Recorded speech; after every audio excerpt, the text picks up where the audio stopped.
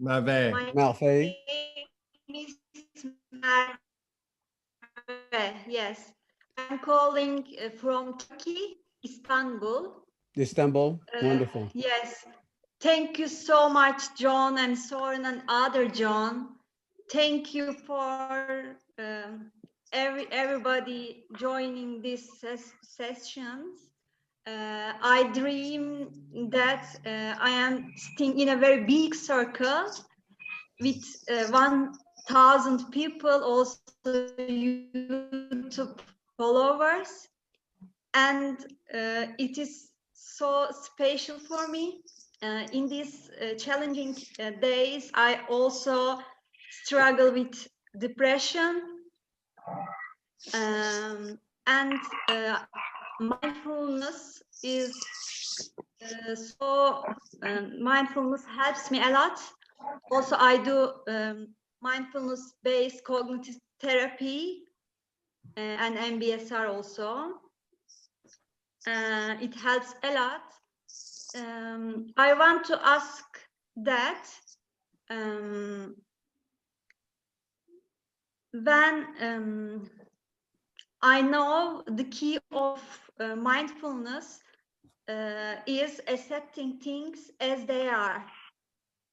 So you say all the time, when I ask my mind says me, it is not possible to accept the things as they are when we are depressed. But when I ask my heart,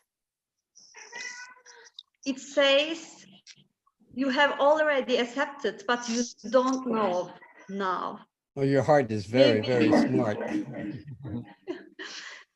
Maybe you can say something about accepting things as they are. And the second question, I am very, very curious. It is a little bit funny, but there is a photo behind you, Jon. From the beginning of these sessions, I am attending, and I am very curious about that photo. This one? Thank you so much. Yes, yes. Okay. So,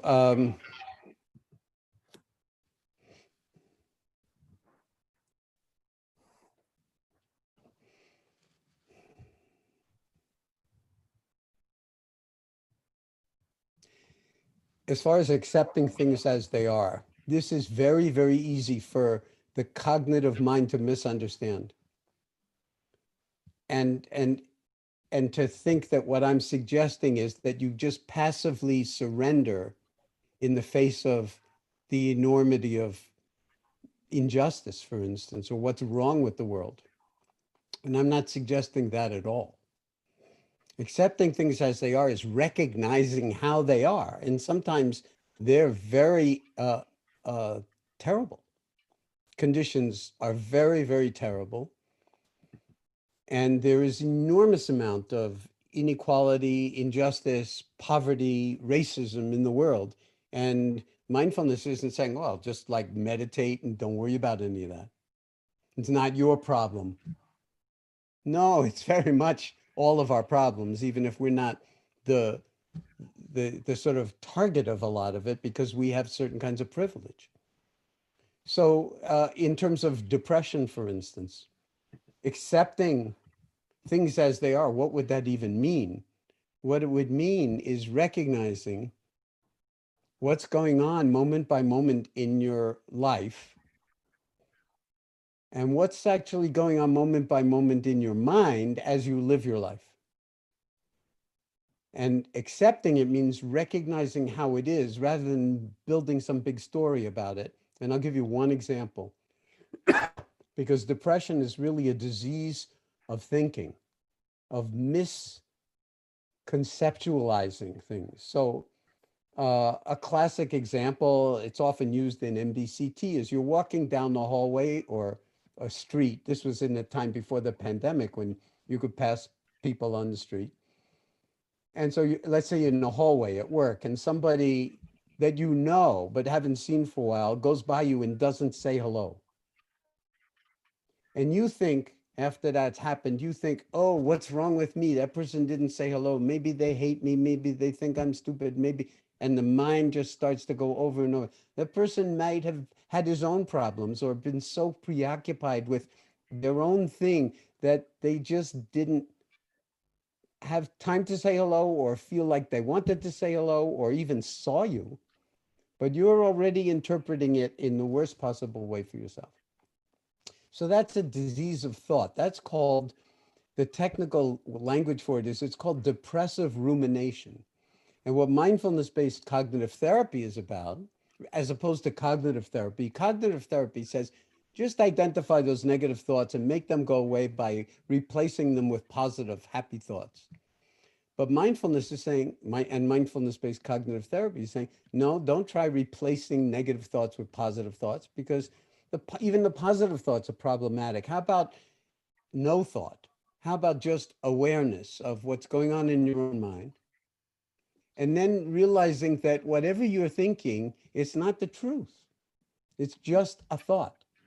And so that you're creating the entire problem or a great deal of the problem. And as soon as you stop creating the problem, you're no longer depressed, because your awareness of your sadness is not sad. Now, if you keep exercising that muscle and you don't do it, just do it once, when somebody ignores you or disrespects you or whatever it is, and you think it's all about me, then you're actually learning how to accept things as they are, see things as they are, and then navigate the landscape of your own mind and of social relationships in a way that optimizes the fact that you're already okay and there's nothing wrong with you. So you don't have to get better. There's a certain way in which you're already okay, but in ignoring it, you create dis-ease for yourself and sometimes outright disease. And that's why mindfulness-based cognitive therapy is so liberating, because it doesn't turn you into a depressed patient. It reminds you that you're already okay and you're already a human being, and that you have this capacity for paying attention that itself can liberate you from that spiral of depressive rumination that can send you into a deep, dark black holes, as you know. Does that make any sense to you from your own experience, Merveille? Yes, as you say, depression is an illness of thinking, and I am aware, sometimes I am so aware that I am totally okay, but the way of thinking tells me I am not okay. So asking my heart works for me so much. But you see, asking your heart is mindfulness. Yes. Asking your heart is actually mindfulness practice. And when you say asking, I assume that you're not just asking, but you're actually listening for what your heart says in response, right? Yes. Okay, Being so aware. be aware. Now, Yes. in Asian languages, the word for mind and the word for heart is the same word. And I'll say this to everybody. I probably haven't said this before in the past 7 weeks, but when you hear the word mindfulness Yes, in you English, say. when you hear the word mindfulness in English, if you're not also hearing the word heartfulness, you're not understanding it at all. The heart is, and the mind, to use Thich Nhat Hanh's language, they inter-are. It's not like the head is up here and the heart is down here.